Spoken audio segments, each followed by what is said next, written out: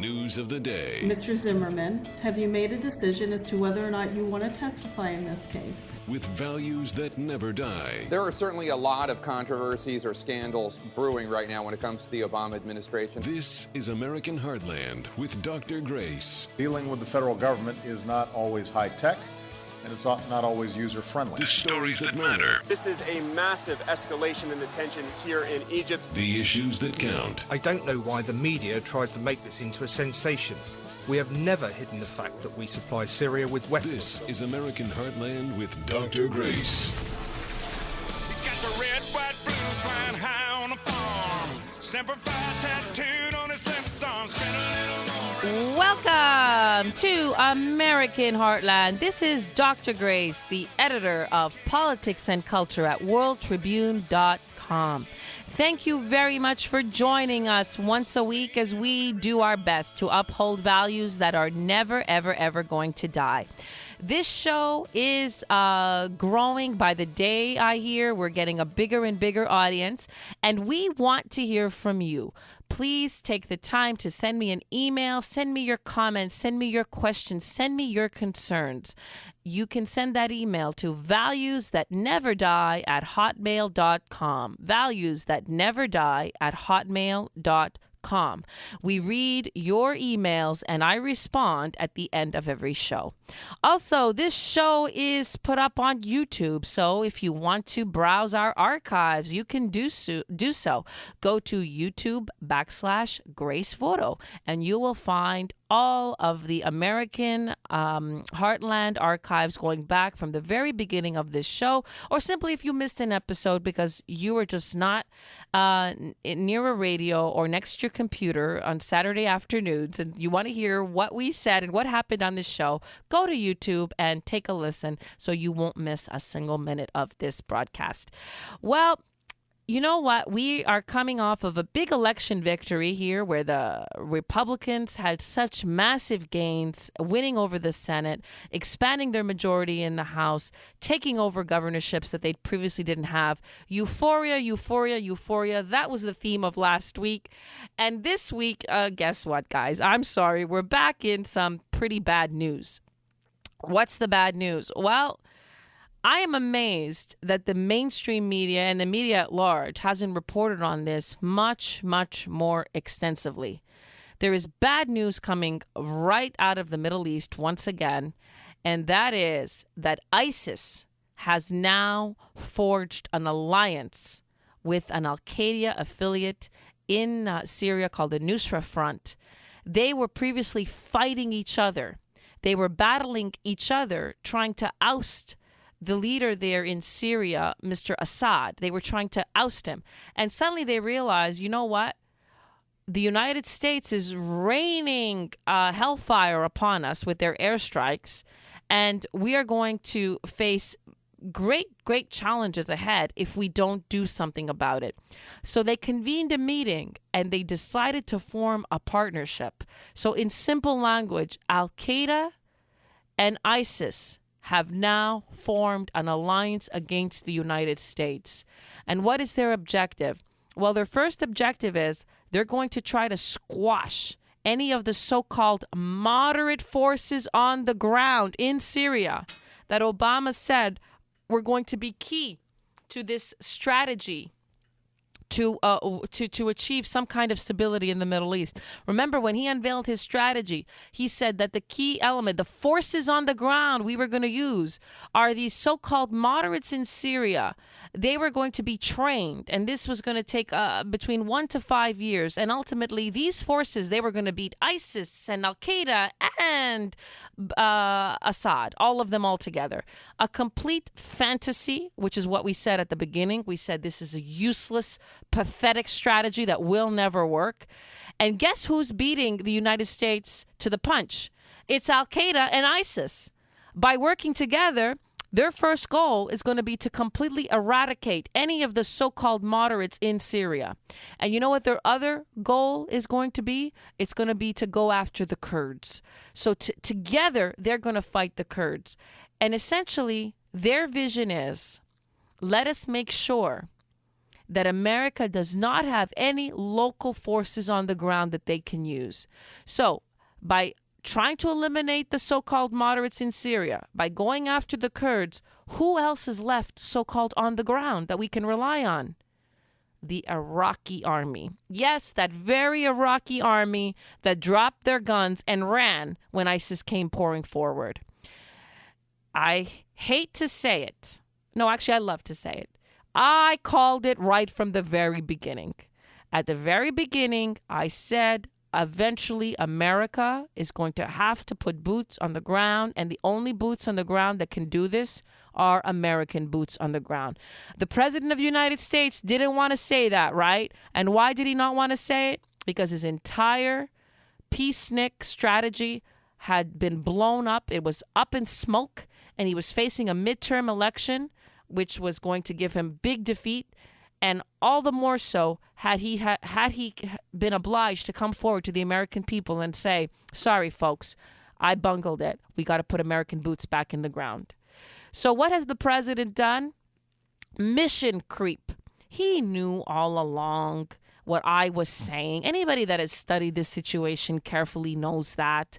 The Kurds alone couldn't do it. The moderate Syrians, useless. The Iraqis, next to useless. So who was going to do it? Only Americans. And what he did was he began to send a modest contingent, and that contingent grows by the day.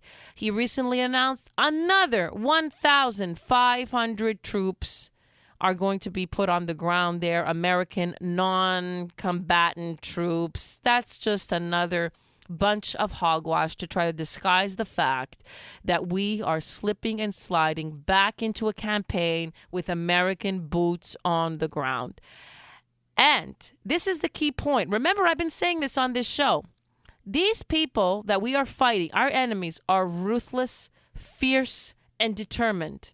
They are coming after us, whether we like it or not, whether we say there's no war, whether we say there's a war. The only choice we Americans have is this. Is the war we fight with them going to be a little war or a big war? If you nip the barbarians in the bud soon enough, you get a little war. If you wait, you get a bigger and bigger war. And what this president has done is he is ensuring that it's actually going to be more and more troops that we're obliged to send there.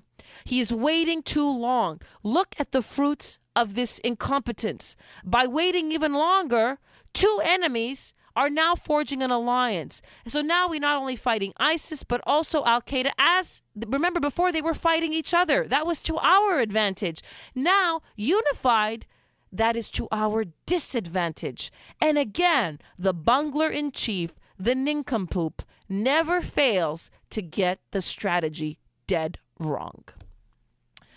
Well, what else has he done? Recently, it looks like he hasn't heard what the electorate has said.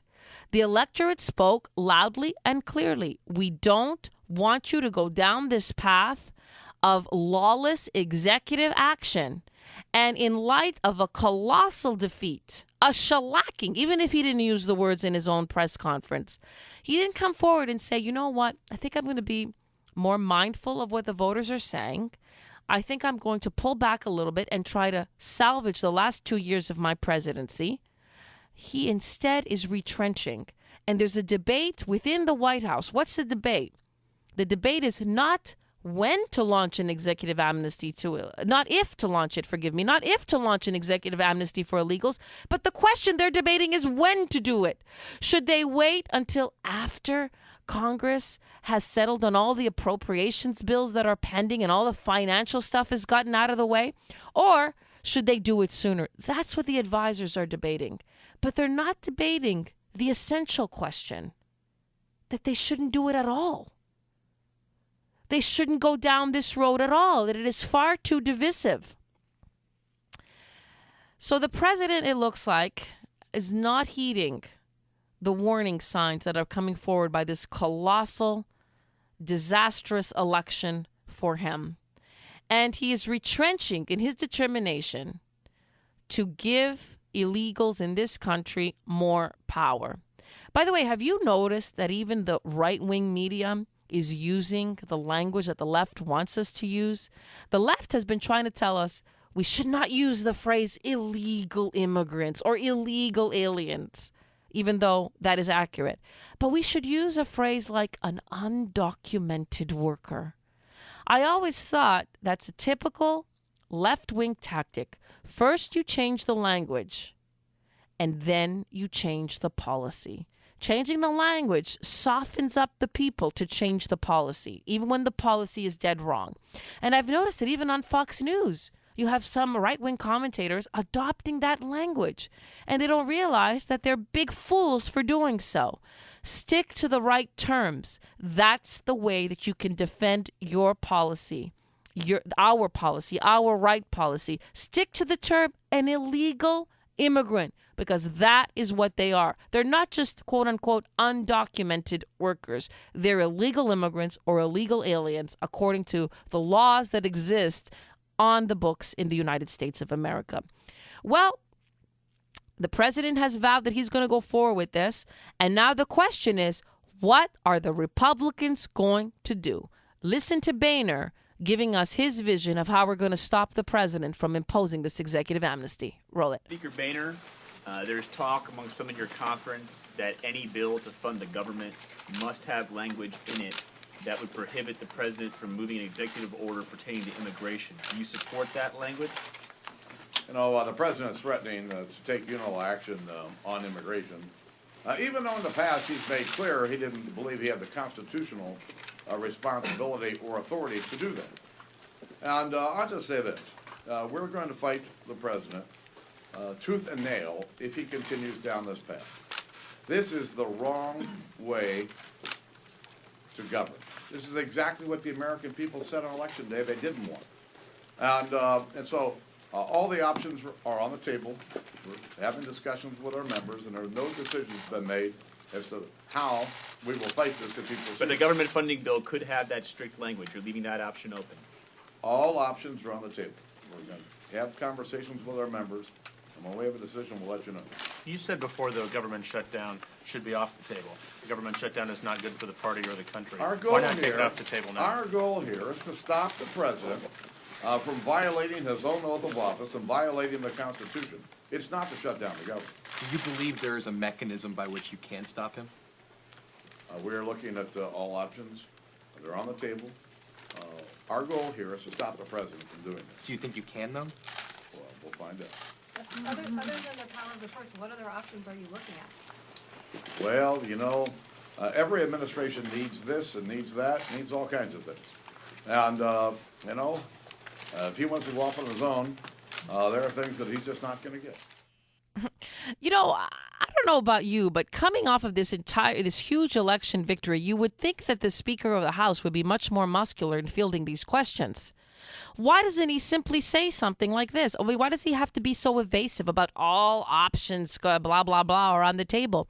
Why doesn't he simply say, if the president violates his oath of office and behaves in an unconstitutional, illegal manner, we will be forced to draw up articles of impeachment, which will be considered in both the House and the Senate. And we believe, given our current majorities, that we may be able to peel off enough Democrats to even convict in the Senate. Hence, the president is currently warned, as of now, you move forward in this manner, sir, and we will move to impeach you. Why does the Speaker of the House not do the obvious? We have to keep stiffening this man's spine. We won one battle by getting Republicans elected, but we have a war to continue to fight, and that is to put steel in the spine of all of these members who have been elected, including their leader, the Speaker Boehner. You're listening to Dr. Grace, upholding values that never die. I told her she knows, take aim and reload. I don't want to know that, babe. This is American Heartland with Dr. Grace. This is American Heartland with Dr. Grace.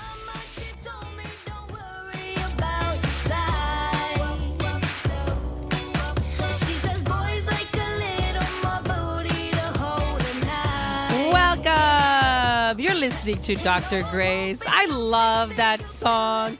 You know, that song is so refreshing. Speaking about a refreshing moment in politics, there was a moment this week, which I don't usually have because I analyze politics all the time, reading it, thinking about it, listening to it, watching TV about it. And once in a while, it's very rare, somebody says something that is refreshing, that is new, that is original, that I didn't quite fully consider in that way. And it was Brit Hume. In analyzing the midterm election results, listen to what he said. Roll it. That group, 65 and older, is trending Republican. Nationally, 57% voted Republican this time. Remarkable when you consider Democrats actually carried this group as recently as 2008. They haven't carried it since. And it is senior citizens, not Hispanics, who are the fastest growing demographic in the country. Mr. Obama and his party, it seems, need more than a better sales job. When Bill? you consider voting blocks and growth, you think of Hispanics. You do. But you're referring specifically to demographics, Right. which is an entirely different area. Hispanics are clearly the fastest growing ethnic group in the country. But their size as a group is dwarfed by the 65 and over demographic, which has been trending Republican. By 2030, it's estimated that the Hispanic vote will compose about 15% of the electorate, right? The 65 and over vote is estimated to compose about 30%. So if Republicans continue to make gains with that group, and it's been, an uneven path, but generally upward, it may well offset any ethnic advantage, or more than offset any advantage that the Democrats have with ethnic groups. It's a remarkable shift from a presidential election 6 years ago. It is indeed. Well, that, and I don't know if you agree with me, but that is what we call an aha moment. If you think about what has been going on electorally in this country over the last decade, it is that young women, young people in general, blacks and Hispanics vote Democratic, putting the Republican Party at a very strong disadvantage, at a very strong electoral disadvantage. Even looking into the future, one of the key questions Republicans have asked, conservatives have asked is, how are we going to win elections? How are we going to win midterms? How are we going to win presidential elections? And the conventional wisdom is, look, a lot of the voting trends are against us. And if we don't make inroads with Hispanics, with blacks, with women, with the youth, eventually we will become a completely insignificant party, a completely insignificant movement. It looks like they own the future.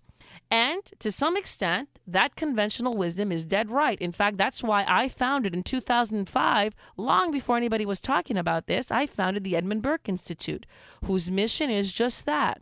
Try to get Hispanics, blacks, women, and the young to understand that conservative principles are in their best interest. And I was arguing that if we don't do this, eventually we're going to become insignificant. But Brit Hume, in analyzing the election results of 2014, has made me look at the situation a little bit differently. There is another group that is growing exponentially. And this group is actually growing at least on pace with Hispanics. Some analysts have said, they've looked at the statistics. They've said, you know what, Brit Hume is not 100% right. In some decades, it looks like Hispanic growth will be greater than the growth of the older folks. But it doesn't really matter if you're going to quibble with the exact percentage of which group is actually growing faster. Because what's important is this. It doesn't even matter if demographically Hispanics are growing at a faster rate than the older folks. What's key is this, is that Republicans can have potentially a massive voting bloc who, check this out, they actually turn out to vote. They turn out to vote. So even if technically Hispanics might be a larger demographic going forward by a little bit, it doesn't matter. Because the percentage of older people who vote is far larger than the percentage of Hispanics. What does that mean in a nutshell? It means that within the next couple of decades, at least up until 2030, Republicans have a golden opportunity to dominate the political landscape. Now, this does not mean that looking way into the future, we don't have a major problem. We do have a major problem because as a movement, we are failing to broaden our base And we have to strategize in order to do that so that we can peel off more and more of all the other groups that are voting consistently Democratic. But what it does mean is this, is that there is a way forward next 10, 15 years where Republicans can dominate. And that is by targeting the senior vote, targeting it consistently, relentlessly, and with messages that do not betray our values. What is it that senior citizens care about the most? Well, I think I'm one of those people who always say we undervalue our seniors. They are a fountain of wisdom and knowledge. Seniors understand the meaning and value of the Constitution. Seniors understand the meaning and value of liberty. Seniors understand what a security threat is or isn't. Seniors understand the importance of getting one's fiscal house in order. All of these topics on which we Republicans dominate, we can use them to ensure that we motivate the seniors in every election to turn out big, and to vote for Republicans. And there's another huge advantage that we're going to have if we capitalize on this analysis. Senior citizens have time. They have time. Many of them are retired. And hopefully we can encourage them to take up politics as a major hobby. They can make calls. They can help to mobilize. They can get people to the polls. They can help to spread information. In other words, we have an army of people going forward into the future and a growing army of folks who will not only go out and vote according to our values, but that can also help us to mobilize other groups with which we are struggling. Remember on this show, we interviewed Andy Majoni, and he talked to us about how energized the seniors that he was working with are. And his prophecies proved to be accurate because they and the white vote are the ones that gave us this huge victory in 2014. Let us continue to build on the momentum that we have and create a powerful voting bloc that will give us dominance for the next 10 to 15 years. You're listening to Dr. Grace, upholding values that will not die.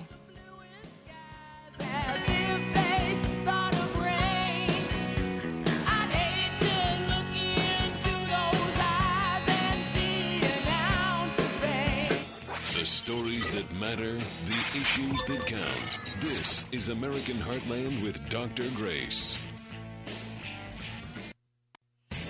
The stories that matter, the issues that count. This is American Heartland with Dr. Grace. The story of my life, I'll take her home. I'll drive all night to keep her warm in time. Welcome back to American Heartland. This is Dr. Grace, the editor of Politics and Culture at WorldTribune.com. Now, although we are celebrating a great victory this week for the Republican Party and the conservative movement, we are nonetheless still deeply concerned about the terrorist threat in this country. Recently, the Department of Homeland Security actually beefed up security at government buildings. And yet the public is not really being told the truth about the extent to which we are threatened by radical Islamists. Today we have a special guest, an expert on the topic. His name is Ryan Morrow. He is the National Security Analyst for the Clarion Project.org, and this organization produced hit films like Obsession, The Third Jihad, and Iranium. He is a frequent analyst on the Fox News channel and many other news outlets around the world. Welcome, sir. Thank you for being with us. Thanks for having me. Well, tell us about the recent warning that the Department of Homeland Security put out, and tell us what's really behind this warning. Well, basically, the Homeland Security put out this alert saying they were upping security at federal buildings after there were 3 terrorist attacks on Canadian and American soil in less than a week, all inspired by the terrorist group ISIS and their ideology. Now, generally, the standard has been, under the Obama administration, that you don't do something like that unless you have specific intelligence about a specific plot. Otherwise, you're reacting to every generic threat that there is, and then you're spending a lot of money, and the public grows weary and tired of it. But they did it this time, and the question is why? And there were a few different reasons. First of all, obviously, you had 3 attacks in less than a week. You have to anticipate a 4th. And so they wanted to up security for good reasons. But also, you have to consider the fact that what if there was an attack and they didn't up the security, even though they didn't have intelligence about it? There would have been major political blowback. There would have been a huge negative press onslaught. And finally, the final point I make is really what the Department of Homeland Security wasn't saying when they increased the alert about why they broke their previous pattern. What they didn't want to say was that the threats increased. Because if you say that the threat from terrorism has increased shortly before the midterm elections, then you would have Republican politicians running ads saying the Obama administration admits that its strategy has failed and that terrorism has increased under its watch. So it was interesting to see the very careful language coming out from the bureaucrats. Yes, indeed. And what's going on now really is that ISIS is recruiting North Americans to do its work. And that's where the great danger we face now is. It's these lone wolf attacks. So how dangerous is the situation? How effective is this recruiting? It's very effective. And you have to consider the task that ISIS specifically is up against. It's not a popular organization. Even other extremist organizations like the Al-Qaeda leader and the Muslim Brotherhood don't like ISIS because they think they go over the line. They don't like how they do things in terms of implementation, even though they share the same goals. So ISIS doesn't have a lot of people to recruit from. But nonetheless, they are effective, particularly at recruiting Westerners. And the few different ingredients include the strong use of social media, how they use Western culture, how they even adopt Western movies and video games and things like that. So the personality profile is very different from the Puritans of Al-Qaeda, which allows them to reach a greater amount of people who enjoy certain elements of Western culture.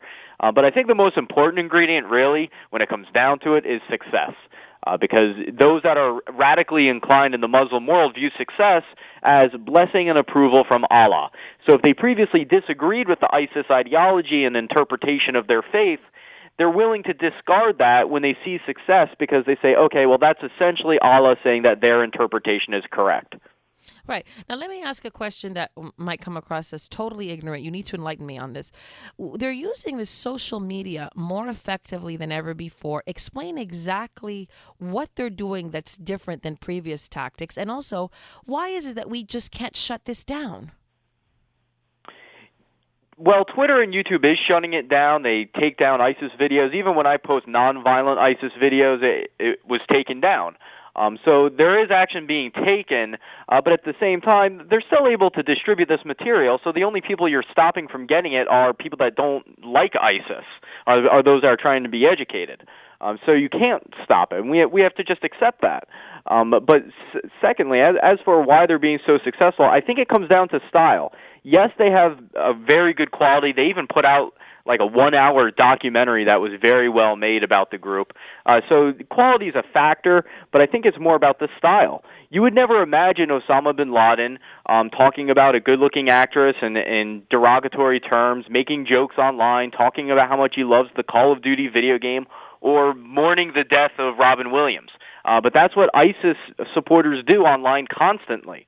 So that gap that used to exist where Muslims that were radically inclined but enjoyed our culture so they wouldn't want to join the Al-Qaeda Puritans, that wall has been broken down. Because what ISIS essentially says is that you can enjoy those aspects, even be a sinner yourself to some degree, and still participate in jihad.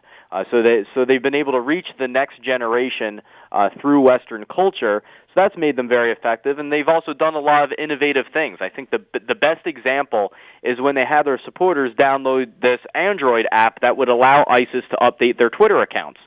So when they launched an offensive from Syria into Iraq, the one that allowed them to take 1/3 of Iraq, a lot of the reason that Iraqi soldiers fled is because ISIS started updating thousands and thousands of Twitter accounts so that anyone that went on Twitter was hearing about this massive onslaught everywhere, and then they got scared, and it inflated their numbers in the minds of their enemies. Right.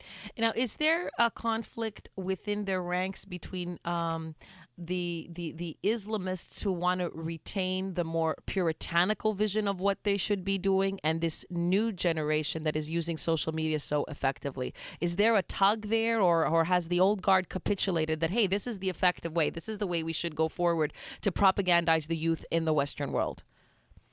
Not yet.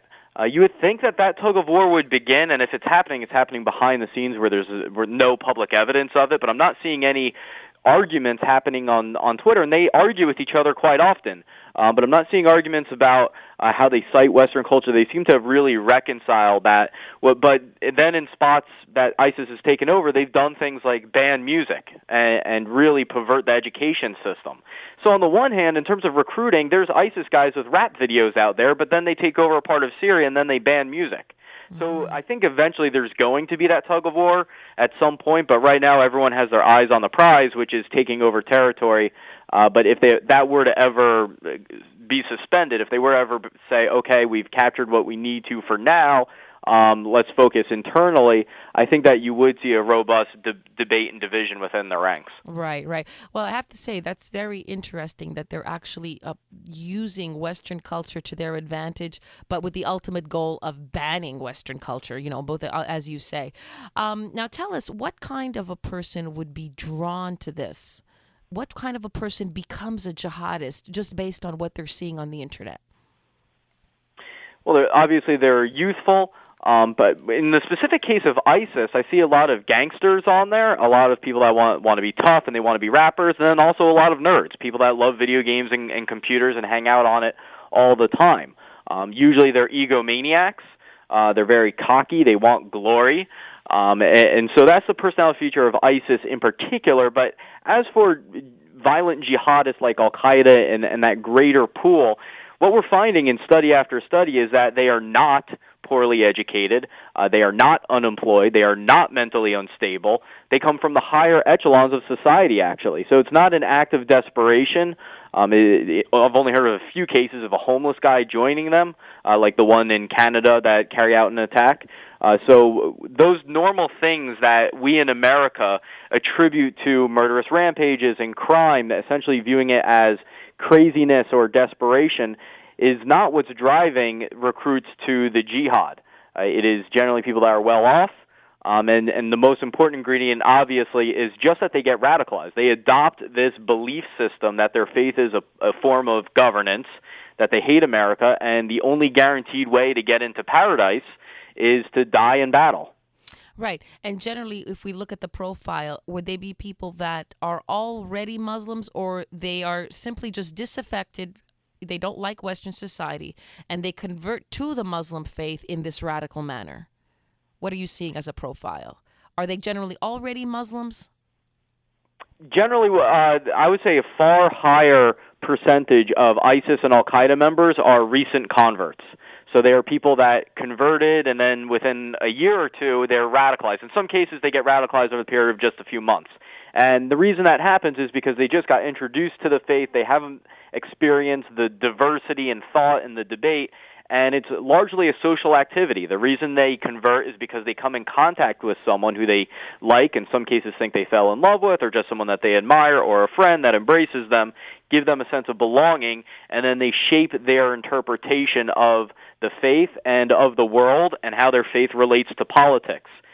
So the radicalization process happens very, very quickly, and it happens less commonly among those that have been Muslim their whole life and had their parents to guide them. I see. Oh, that's a very important point. And then when these individuals convert, do they also tend to be people that were previously isolated? Is that a characteristic too, that they're loners, or are they? Because what you're saying is this is quite an iconoclastic analysis. I mean, you're saying these people are affluent. They're not on the margins of society. Are they, though, loners? Do they tend to be loners? I would say ISIS supporters do. Even if you're someone that hangs out on video games all day and you're talking to people, you're still a bit of a loner. You are someone that is a homebody. A lot of the time, particularly immigrants that come to the U.S. and get involved in this, they're detached from society. And I think a good case of that probably would be the 3 girls that were arrested in Colorado because they were trying to join ISIS. They skipped school. The parents apparently didn't know about their radical ideology, but when it comes to recruiting girls, a lot of the time it's them falling in love with an ISIS guy. And particularly for teenagers and teenage girls, not to sound stereotypical, we're lonely. I mean, I was a lonely teenager. I get it. And you want the approval of your peers, and if you can't get a date or you feel like you don't fit in, it's very powerful to have someone embrace you, and they can really shape your life. Right. So if you're from Sudan or Somalia and you're in Colorado, not the most diverse place on earth, you have ingredients there for a radical to come in and embrace you and make you feel good about yourself.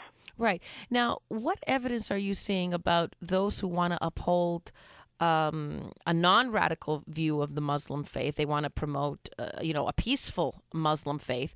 What evidence are you seeing about them intervening and challenging this social media and this propaganda?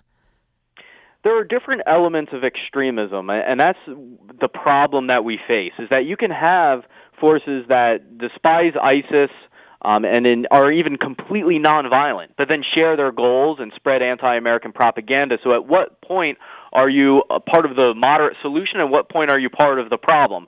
For me, it's your stance on Sharia, on Islamic law and how it relates to governance. For me, that's the dividing line. But as for the moderates, obviously those that believe in separation of mosque and state completely are vocally against ISIS. We interview a lot of them at our website, clarionproject.org. I have a great guest article by a man named Ahmed Vanya, who makes the case that traditional Islamic law is man-made and Muslims need to reform it. But then you also have groups that are linked to the Muslim Brotherhood that do a lot of things that I consider to be despicable that have also come out in force against ISIS. And that's because they disagree with ISIS on tactics, even if they endorse their goals. And virtually every Islamic cleric in the United States has condemned ISIS. So we have to give credit to the Muslim American community because they were not silent. They did respond to ISIS quickly, swiftly, even if I think that it doesn't go far enough. It does go further than what we've seen in the past. Mm-hmm. So do these moderates who take a stand against the extremists, do they fear for their lives? Overseas, they definitely do. Here, somewhat, but I know some of them. For example, one of the stars in our latest documentary, Honor Diaries, she got a death threat from an ISIS supporter, and she's told me horror stories about the threats that she gets probably every single day. And she's just a women's rights activist here in the United States. So part of it is that, but you know what I think is the greater deterrent here? It's that having your heart broken by your community. Because there's been cases where if you're a Muslim activist that fights against the radical Islamic ideology and for separation of mosque and state, and you criticize your own leadership here in the United States, you are blasted as basically betraying your community, as in some cases even being an apostate, for which the punishment under Sharia is death, and contributing to the enemies of your own faith. And so the Muslim community, especially because it has such a high level of immigrants, is very close. I understand why. I mean, it's a minority in the United States, and there is anti-Muslim sentiment out there. So they have bonds together. And so to have your community turn against you and criticize you publicly for what you're doing, it's like having your heart broken every single day. And in some ways, that's more of a deterrent than a death threat.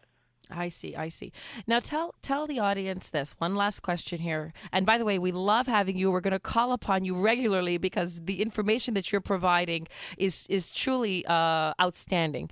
So Thank you. Yes. The question is, does the Obama administration bear any blame for this growth of radical Islamist ideology in the United States? We know he's certainly to blame for what happened in Iraq, but do you think that he's to blame for this entire wave of the lone wolves? What's the relationship between this occurrence, this increased terrorism, and this increased ability to radicalize the youth and the Obama administration?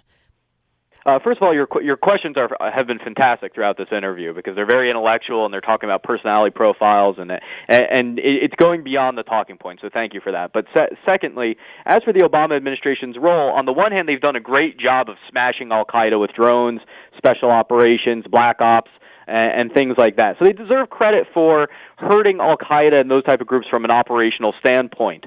Both administrations, I think, faulted greatly in combating the overall ideology. The Bush administration knew it had to be done but did it poorly, and then the Obama administration doesn't seem to view this as a core ideological problem. They just want to fight Al-Qaeda and ISIS. Their policy is based on specific groups and not the ideology that they manifest from so much. So, right, isn't that ironic? A man who is such an ideologue himself, like Obama, doesn't get that you've got to start with ideology. So thank you so much for outstanding analysis, and we'll be thrilled if you join us again in the future. Thank you so much. I look forward to it. You are listening to Mr. Ryan Morrow. He is the National Security Analyst for the ClarionProject.org. And as you heard, he is a fountain of great information. You're listening to American Heartland with Dr. Grace as we uphold values that will never die. Came upon the wave on way. You're the reason I'm still here. The stories that matter, the issues that count. This is American Heartland with Dr. Grace. The stories that matter, the issues that count. This is American Heartland with Dr. Grace.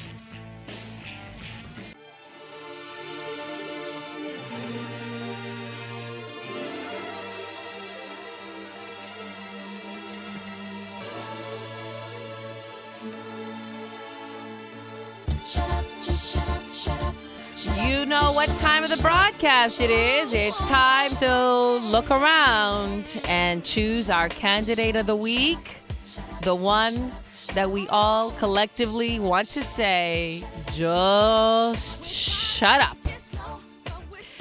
And this week I chose someone that I haven't had time to discuss, but she's been in the news lately. She's been rearing her head in the news. It is Monica Lewinsky. Monica Lewinsky has been dogging the Clintons, basically. She gave an interview in Vanity Fair where she gave her side of the story. And you know what? It didn't end there.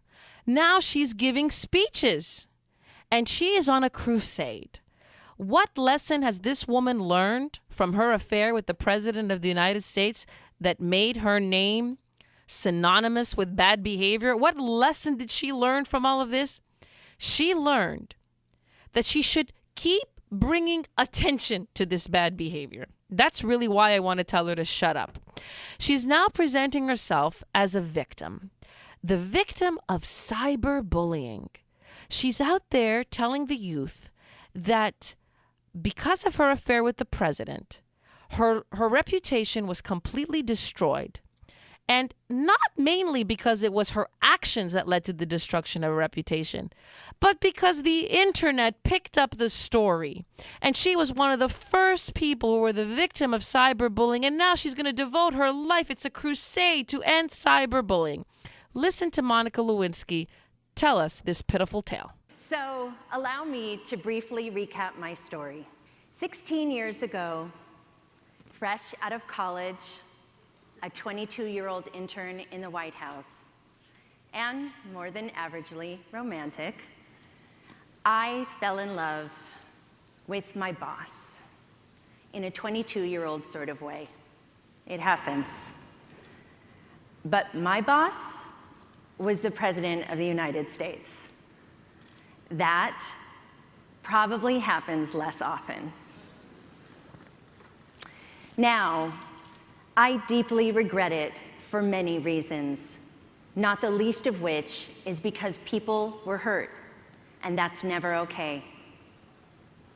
But back then in 1995, we started an affair that lasted on and off for 2 years. And at that time, it was my everything. That, I guess you could say, was the golden bubble part for me, the nice part. The nasty part was that it became public. Public with a vengeance. Thanks to the internet and a website that at the time was scarcely known outside of Washington, D.C., but a website most of us know today called the Drudge Report. Within 24 hours, I became a public figure, not just in the United States, but around the entire globe. Well, I don't know where to begin with this girl. First of all, the way she describes those 2 years, she's living in a fantasy land. She uses words like romantic, fell in love in a 22-year-old kind of way. If you were reading the excerpts while it was going on and we got a glimpse into what this affair was like, this was not, Bill and Monica taking long strolls together, romantic walks, Bill and Monica writing love letters to each other. No, this was a cheap, sordid affair based on sexual activity, and sexual activity of the most lurid, grotesque kind. So she's totally mischaracterizing what actually happened.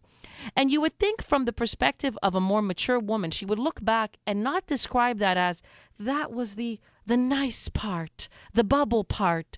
You would think she would describe it as, I was a naive young woman who was being taken advantage of by an older man who should have known better.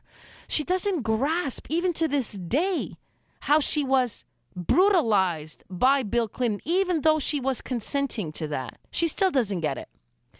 And then if you look at her language, she says, well, it was all fine and dandy, even though we were hurting people. She kind of regrets it, but I'm not convinced she regrets hurting anybody. I'm not at all convinced by her statements that she regrets hurting Hillary Clinton, hurting Chelsea Clinton, hurting the young women that were listening to this kind of behavior and that were being educated in bad behavior. She doesn't grasp all of that.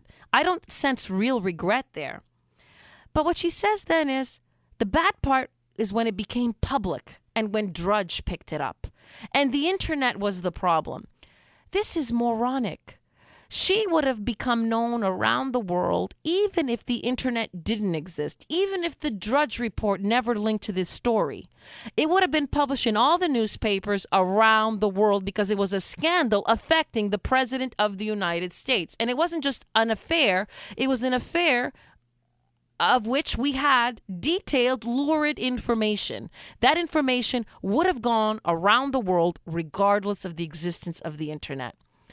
What I find most appalling here is you would think, look, we all make mistakes when we're 16, 17, 18, 19, even into our mid-20s, we do stupid things. And what most of us learn is we don't talk about the stupid things we do. We try to forget this. We try to learn, forget, and move on. We don't define ourselves by that stupidity. We become somebody else. And here she had a chance to redefine herself. You want to emerge in the public light? Redefine yourself as a woman of whom we can talk about without also linking you to your lurid activities with Bill Clinton. Instead, she does the opposite. She's stamping that lurid activity on her forehead. It's what defines her. Even now, she has learned nothing, and she keeps propagating that same bad behavior, even as she denies that she is doing so. She's not fully apologetic. She doesn't grasp how devastating it was to herself, and she has no identity outside of that activity that happened to her when she was 22. In other words, she's a stunted woman talking nonsense. And listen to this, Monica Lewinsky, from the bottom of my heart. If you have learned nothing, just shut up. Moving on to our letters section.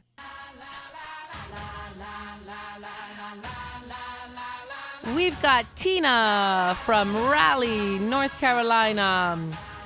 My heart breaks for the orphans caught along the barbaric path of ISIS. Keep up the great work, Dr. Grace, trying to help those kids. Well, Tina, thank you so much for this letter. And I want to remind everyone, you can write to me at valuesthatneverdie.com, valuesthatneverdie@hotmail.com. So here it is. My heart breaks for the orphans caught along the barbaric path of ISIS. Keep up the great work trying to help those kids. Yes, I'm working with Mr. Keith Davis, the executive director of Rescue Christians, and we're doing everything in our power to help bring those kids from that war zone to Spain and hopefully to be adopted around the world. There are 20,000, and that number is going to grow. It might go as high as 50,000 of these orphan Christians who need our help, and I am on that campaign every step of the way. John from Wilmington, North Carolina. The GOP election victory gave me hope, but do you think the Republicans will betray the base? Well, John, I got to be honest with you. I feel exactly as you feel. Yes, I have hope for the future, but I think our role right now is to ensure that we keep the pressure on our elected officials to uphold their promises. We have to be the steel in their spine. I don't trust them. I fear they will betray us, and that's why we have to remain vigilant. Mary from Manchester, New Hampshire. Is President Obama really going to go forward on an executive amnesty? What do we do? Believe it or not, I think the nincompoop in chief is going to do just that. He never misses an opportunity to do the wrong thing. And this is the wrong thing for our country. And it's certainly the wrong thing at this moment.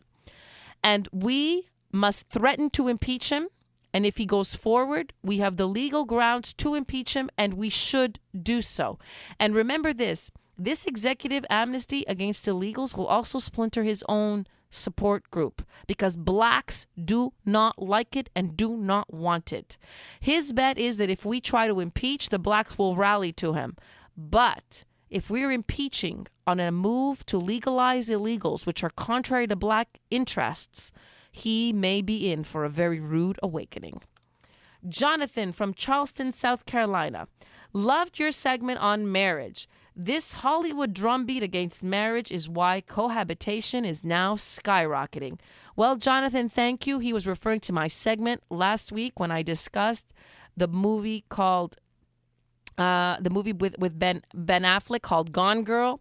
And in that movie, it seems to be one long critique of the married state.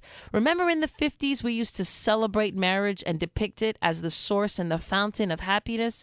I think the more we fail to do that, the more indeed we are encouraging our youth to simply live together.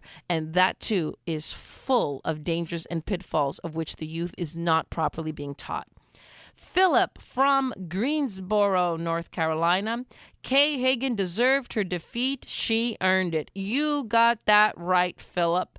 This is a corrupt woman, and I was extremely impressed by Tom Tillis' ability to expose that corruption. He showed that she, like so many other liberals who pretend to be compassionate, they really have their hand in the till. She was grabbing some of that stipend money, funneling it to her and her own family. And I think this, as well as her record of voting almost right down the party line with Obama every step of the way, it sunk her candidacy, and she certainly earned that defeat. And finally, we have a letter by Margaret from Nashville, Tennessee. The blue states that turned red should be used as a prototype for Republican victories. What have we learned from these victories? That is a brilliant point, Margaret. I agree with you, and you can bet your bottom dollar you're going to have every Republican strategist in the nation looking at states like Maryland, looking at states like Massachusetts. How did those governors beat all the odds and win in a blue state? What have we learned? Well, I can tell you this by having followed especially Charlie Baker's campaign very carefully. He put a human face to Republican policies. And the more we humanize those policies and demonstrate with our own emotions and our language that these are the policies that win the hearts and minds of the electorate, we will win voters, and we will be able to turn more of these blue states into red states. Well, these letters are awesome. I love receiving them. I want to receive more of them from you. Please write to me, values that never die, at hotmail.com. And keep them coming. I want to hear your comments on the show. I'm also welcome to hearing your criticisms, the areas that you disagree, the things you don't like. I'm always up for a debate, always ready to take on all comers. Thank you for listening to us, and tune in every week between 3 and 4 on Saturday afternoons. You are always welcome here. You've been listening to Dr. Grace, the editor of Politics and Culture at WorldTribune.com, as we uphold values that never die.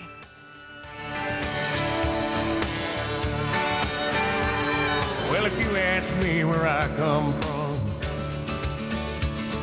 here's what I tell everyone. I was born by God's dear grace in an extraordinary place where the stars and stripes and the eagle fly. It's a big old land with countless dreams. Happiness ain't out of reach. Hard work pays off the way it should. Yeah, I've seen enough to know that we've got it good. Where the stars and stripes and the eagle fly. The stories that matter, the issues that count. This is American Heartland with Dr. Grace.